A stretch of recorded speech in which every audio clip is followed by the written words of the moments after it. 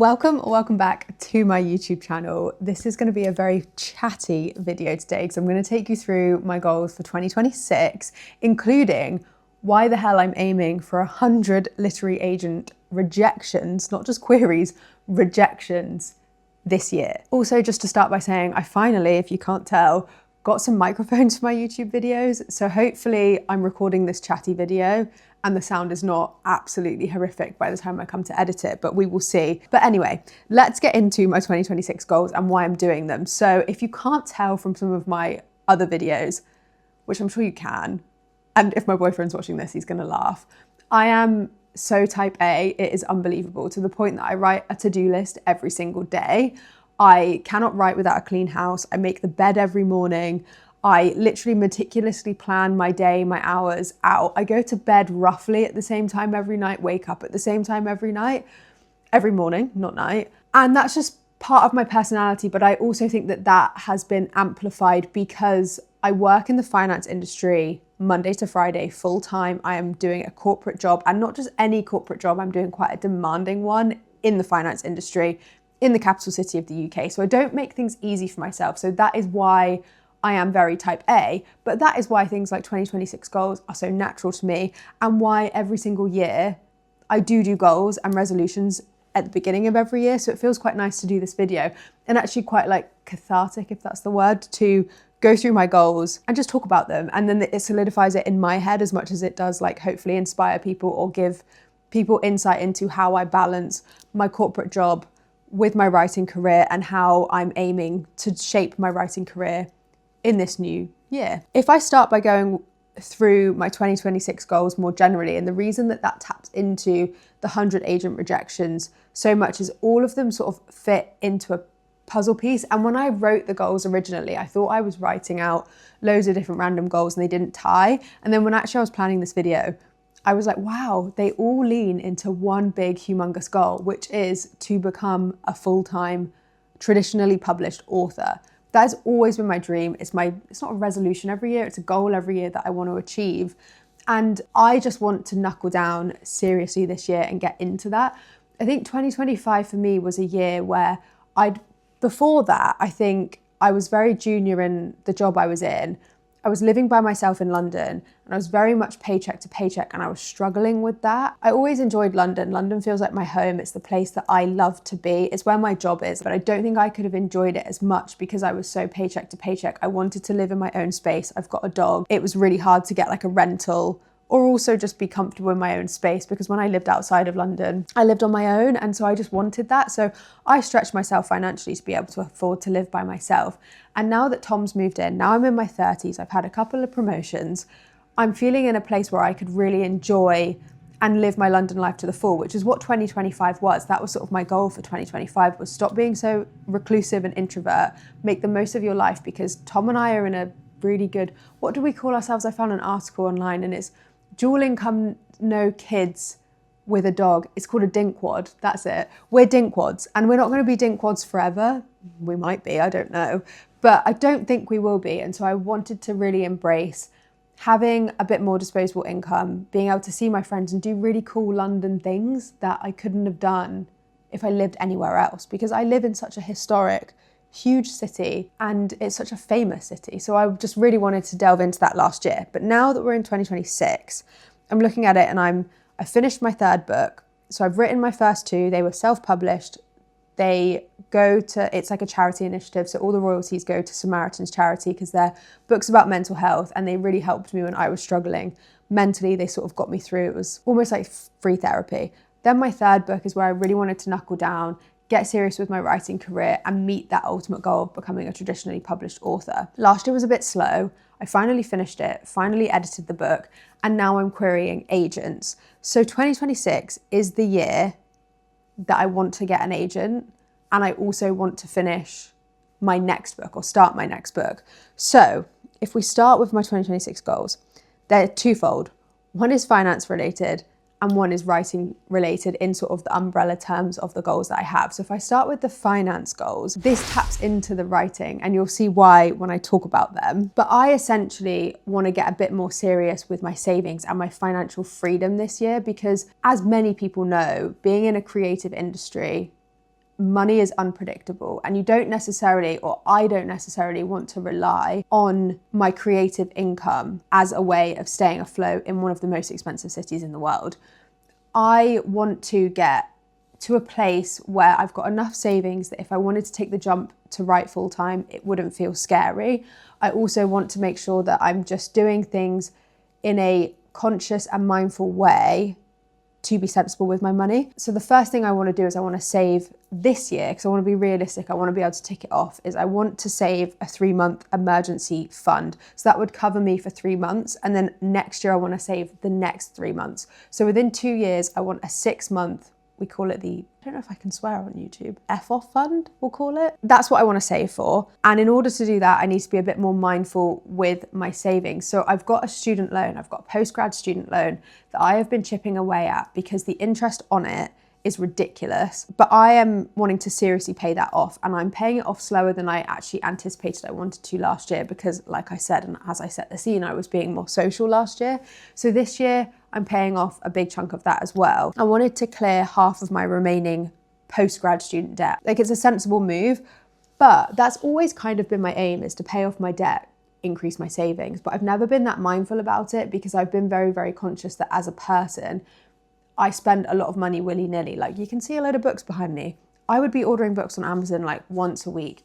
I would be, I don't know, anything I saw that I wanted to buy, I would just buy it. Like, I'd have a budget, I wouldn't stick to it. I'd have this mantra to be like, I'll just live life, live in the present.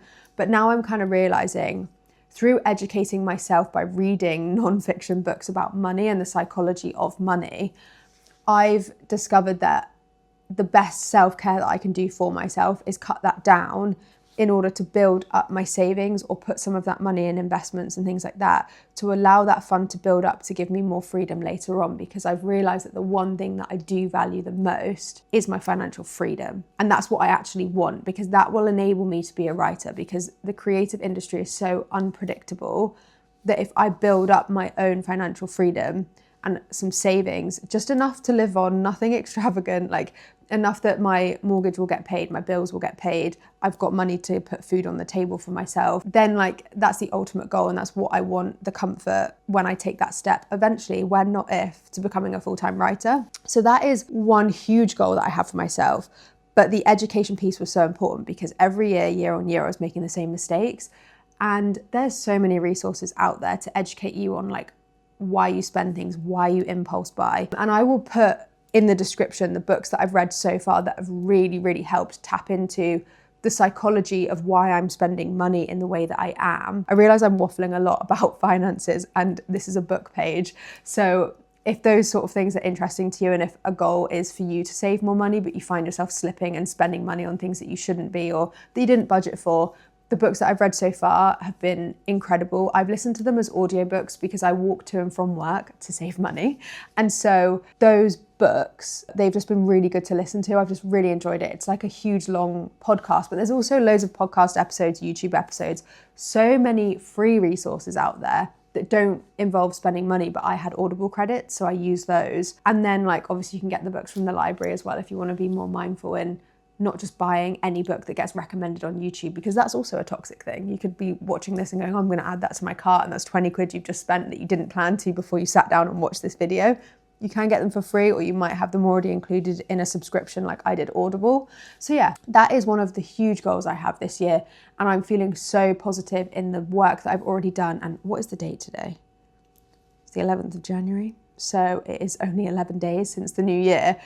But I do feel so much more positive in the steps I've made in these 11 days. But one of the biggest things that is important for me to do is I think I need to read or listen to some kind of podcast or non-fiction finance related audiobook every month to keep this motivation. Because what will happen is I'll read these, forget about what I've learned. Because if I read a book, non-fiction or fiction, I forget about it. Like a month after I've read it, I couldn't tell you what it was about.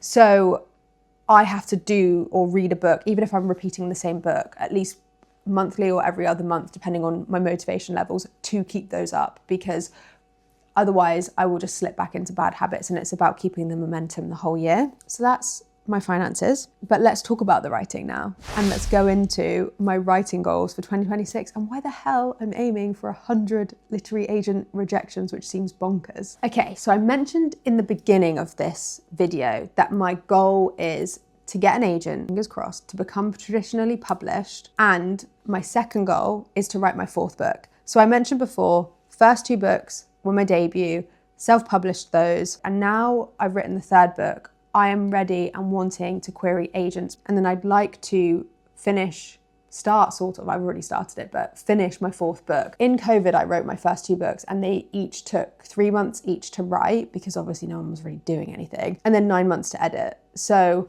or was it less than 9 months? Maybe it was 6 months to edit. So all in all, it took me a year and a half to do those two books, start to end.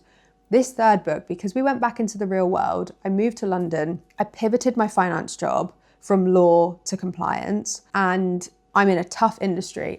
These are all excuses, but it took me so long to finish my third book. My writing didn't flow as quickly in London. There were too many distractions. It took me, I think I started it in 2021 and I'm querying agents in 2026. I started querying in 2025, but it took me 4 years. I did publish the first book I wrote in 2020, maybe 2021, and then the second book the year after. So there was that alongside writing my third book, I was self-publishing, which took up a lot of time. And then I was also working this full-time finance job, moving into my own apartment, just living life in London and trying to be present in the moment after having so long in COVID.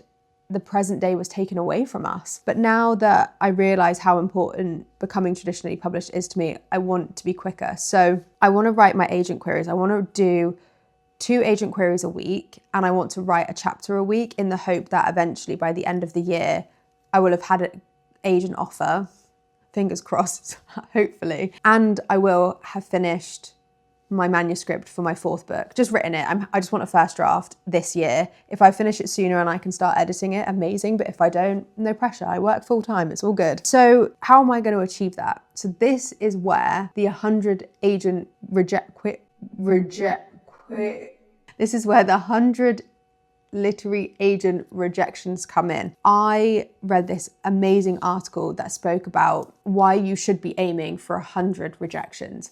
And I will also share that link in the description. The article was absolutely brilliant. It was actually posted on an agent's website that I was using to do my queries. And they said, if you get rejected, read this article. Blew my mind, and I still think about it, and I read it like a month ago. It talks about why aiming for 100 rejections is what's going to land you an agent, because if you are doing so many queries, 100 is a lot of queries, if you're doing that many, you will stop tapping into perfectionism and just trying to do it, and you'll get better. And they use this analogy where, and I'm going to botch it now, but read the article, it's fantastic. There's this study where there was 2 sets of people, they were doing something creative. One was tasked with making as many items as possible. The other was tasked with making one perfect one, and they would get rewarded on a point system based on if they reached perfectionism and if they reached the quantity, or a good enough level for the quantity they were spitting out.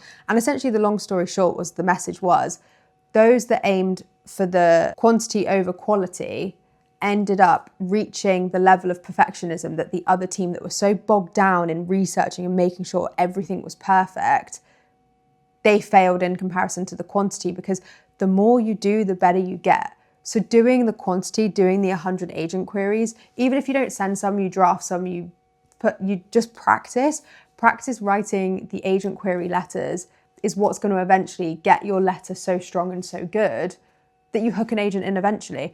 And also, by the time you do 100, hopefully someone comes back.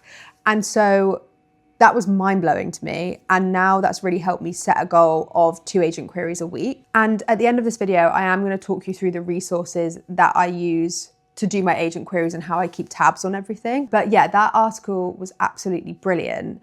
And it made me really think about my goals of, okay, how do I want to reach that agent acceptance letter by the end of the year? And how do I want to finish writing my 4th book? And so a mini goal within that was read less, write more. So year on year, I've set my Goodreads goal lower than I have higher. I used to have 120 books as a goal. This year I'm going in with, I want 50. So I started with 120. reduced it to 100, reduced it to 75, and now I want to do 50 books a year because I want to write more. I need to give myself space to write, and by doing that, I need to read less. I need to read my own writing, not somebody else's. But if we go back to the 100 agent rejections, to set the scene, I've given myself space to write because I'm reading less. I've got my targets of 2 agent queries a week, 1 chapter a week. I'm also trying to save money.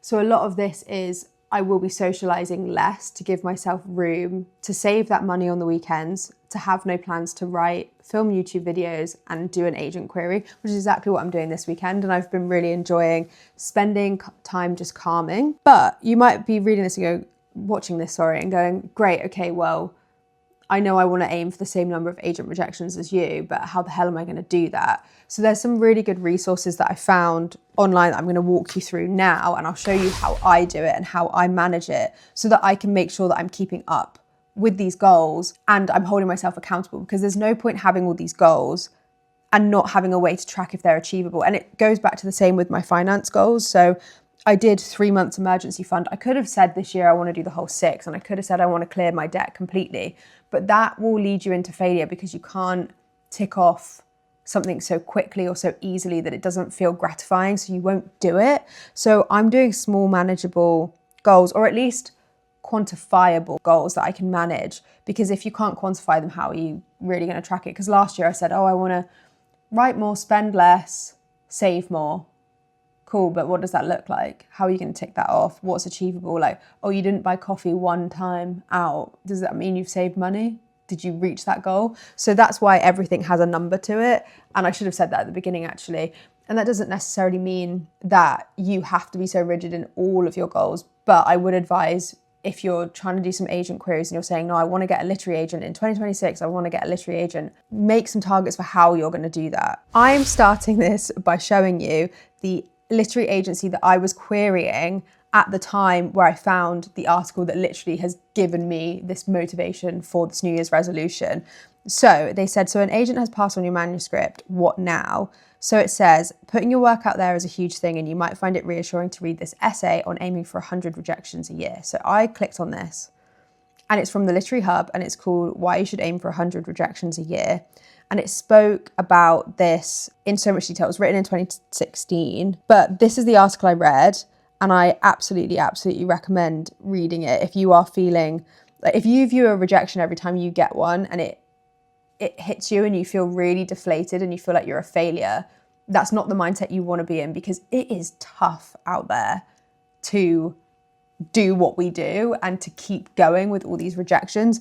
It's more likely that you're going to get a rejection than a positive. So you need to create that tough skin. And I think I have that because I used to be a performing arts theatre kid when I was at school, possibly so on brand for my personality. I was so used to rejection. And in fact, I want the rejection, and I really, really want to put myself out there enough, and I want to keep going. I want enough rejections that I finally get an acceptance and I can build and I can learn. But this article also breaks down why there's different types of rejection out there as well. So if you get a rejection, don't necessarily feel disheartened, because there's a standard rejection that they literally copy and paste and they send to everybody. Then there is a personal rejection. And if you get a personal rejection, the article says you are so close to being there because they took the time to respond to you in a personalized way, because it might not have been quite right for you, but they want you to carry on. I had one of those. So I've had maybe 4 rejections so far, but one of them was personal. So I'm close, and that was giving me motivation. And honestly, every time I look at a rejection on my emails, I've had a couple when I was at work, it doesn't bother me. I just carry on and I go, cool, that's 1 in my bag of 100 that I'm aiming for. And I framed it in a way that because I'm aiming for 100 rejections, that 1 rejection that I got is just adding to that number. I'm reaching my 2026 goal. I am 4 down, 96 to go. So I'm almost there. So this was the article, 100% recommend it. And then if you want to brave the comments, feel free, but I sometimes get scared that people add really depressing things in the comments. So that's the article. So then how I've managed to set myself this goal is I was like, okay, I need to figure out what agents I want to query. And sometimes doing the ones you want to query, the most first is not always the best thing. I would recommend aiming to start writing 20 agent queries for maybe agents you're not that fussed about, because then you'll get better at writing the letter. It will improve. You might be able to take on some personalized feedback you might have got and cater into that. But one resource I found was from Jericho Writers. They listed out, because I'm based in the UK, they listed out 400 literary agents in the UK and how to approach them. And at the end of the article, so you can want to jumpstart to the complete agent list, read the article, because obviously Jericho Writers have some really good resources and information online. So read the article, then go to the complete agent list.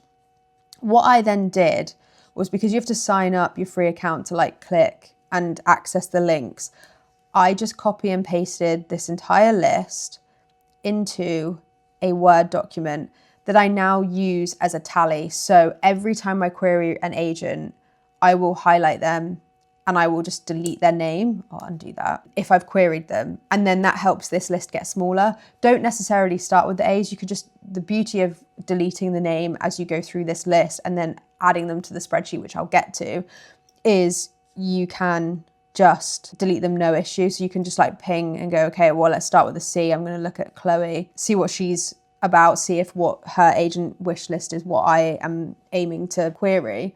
And then if not, you just delete it and you shorten this list. And then the ones you have queried go into this spreadsheet. But I think I explained that really jumbly. So the two resources you want is you want a Word document with a huge list of agents that you want to look into and query. So you could get this 400 agent list. I'm sure in the US there's something very similar as well. Then I have this Excel spreadsheet. This is basically how I'm going to track every query and how I know I'm going to get to 100, because an Excel list is numbered. It's brilliant.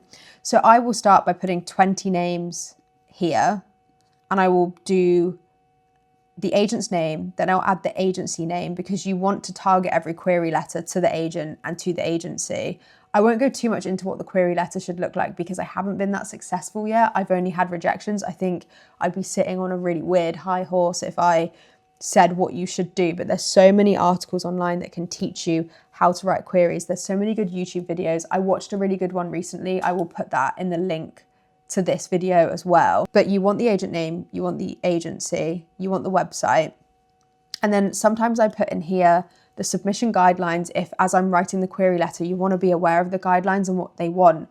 But one of the other things you want to be aware of is the wish list, because you want to write in your query letter how your book taps into their wish list. So that's what I write in there. And then I will color code in priority. So I would color code and fill this purple. I did this color, I think. This color purple if I wanted to prioritize that agent straight away. But then if I was like, no, I don't want to prioritize them, I'd do a different color. But remember I said before that you want to do a few agent queries that you're not that fussed on, or they didn't jump out at you immediately to start with, because your query letters will just get better with this whole 100 letter repetition. Your query letter should be different for every agent, so you're going to get better at writing them. So it might be that you color code them top 20, priority that I want to save, and then you might want to do different colors. You can do that. And then what I do is I say if I submitted it here, and I will write the date. So if I submit one today, oh my God, it's the 11th of January, 11/11. Wow, this is manifesting good things for me. So if I submitted, I would do 11 of the 1st, 2026. And the reason that's important is because you can go back here on the submission guidelines on the website. They will tell you how long it will take for them to read the manuscript. And they usually say if after 8 weeks they don't hear from you, assume you're rejected. So then when the 8 weeks passes, you can, because you'll be looking at this every week, you'll go, oh crap, it's been 8 weeks. So then you'd put likely rejection, or like haven't heard, things like that. So you can do a live example now. So let's pick this Chloe person.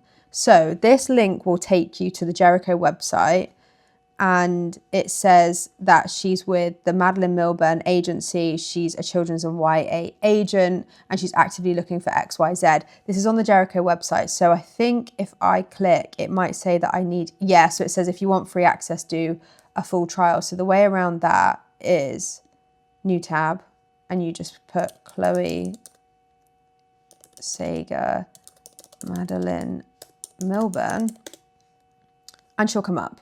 Oh, I spelled her name wrong. Oops, sorry. She'll come up. So then you'll go here, So it will give you information on her biography, what she's looking for, whether she's open to queries or not. So if you think initially as you skim read this, yep, my book looks like it fits into this, then what you would do is you'd go to the submissions page and it will give you the details of how to submit and what they want, how many how many pages, how many words or whatever.